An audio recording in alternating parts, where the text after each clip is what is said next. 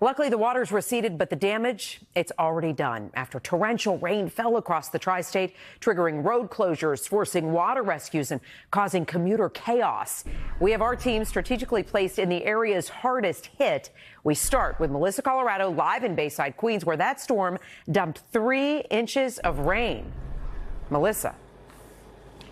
And Natalie, you remember what these tracks look like at 6 o'clock and 7 p.m. And I mean, it almost looked like a river. Major progress since then. And it's all thanks to those crews right behind me. You can see they've been here all night long with multiple pumps pumping all of that water out. But this storm just pummeled Bayside, the LIRR tracks, the Clearview Expressway, as well as people's basements, all flooded. And right now, the goal here is to get the Bayside station reopened for the morning commute.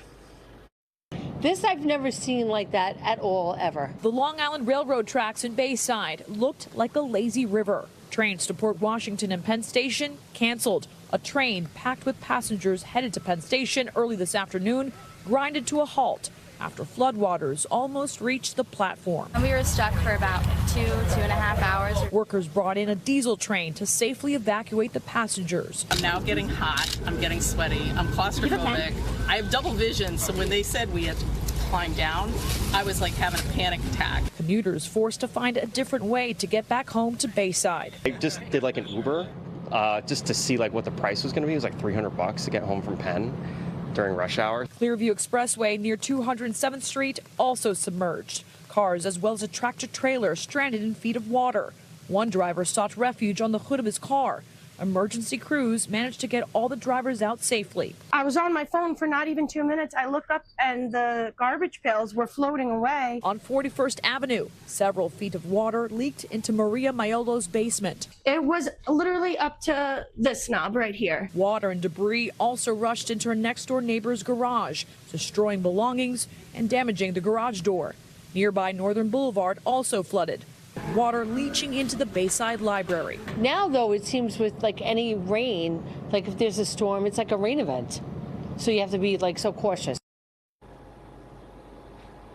Just a busy day here in Bayside, Queens. Now, the MTA says that service on the Port Washington line will resume once the tracks are cleared and they pass a safety inspection. But a person on scene with the LIRR tells us the goal here is to get the station reopened by 5 a.m. tomorrow. That's the latest here in Bayside, Queens. I'm Melissa, Colorado, News 4 New York.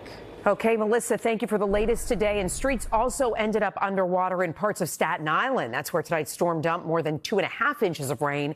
News 4's Checkey Beckford continuing our live team coverage from Stapleton. Checkey, where locals say they're used to it. They've seen it before.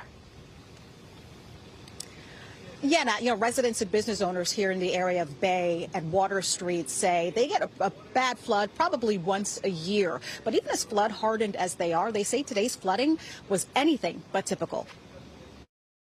Parts of Staten Island inundated with water Thursday evening.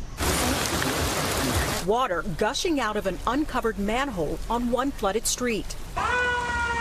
And here, a man holding an umbrella seen wading through what looks like near waist-deep water. It looked like a river. In Stapleton, the water flooded streets and businesses around Bay and Water Streets. Well, it started pouring. The water started getting higher and higher. It went over inside the pizzeria. This is what the ground floor of the Aliento de Vida church looked like. At Vincent's barbershop, Emilio La Rosa using a vacuum attachment in an attempt to push the water out. Today, I had customers inside the barbershop, and the flooding was inside. People got away. He says the area is prone to flooding. It happens every year, but typically not like this. Today was crazy. Even the cars. Waterlogged cars left disabled in the middle of the street, on sidewalks near water and front streets. On Sheridan Avenue, a similar scene before tow trucks haul them away. The cleanup fully underway, with frustrated business owners and residents glad to see this wet, miserable day come to an end. But it took at least like 3 hours to get this way. I lost business and I got to spend money. Now, so far, we haven't heard of any injuries as a result of the flooding here on Staten Island. On Staten Island, Checkey Beckford, News 4, New York. All right, Checkey, thank you. Glad no one was hurt. We did see some street flooding on Long Island today as well. This video you're looking at is from East Islip. Nearly 1.5 inches of rain fell there, and just a few miles away at MacArthur Airport, They got twice as much rain. Fortunately, no word of any damage or injuries. Throughout New Jersey, we witnessed scenes like you're going to see right here. Flooded streets in Toms River. Drivers in Plainfield getting caught up in flooded underpasses. In South Amboy, this is exactly what you're not supposed to do. There you go. There's an example of it. They always say, turn around, don't drown for a reason. Janice is always telling us this. Even if the water doesn't look too deep, you might misjudge it. Get in over your head, like that pickup truck we saw. This was in Ventnor down the shore. Now, the driver made it through, but the water shot up right over the top of the truck.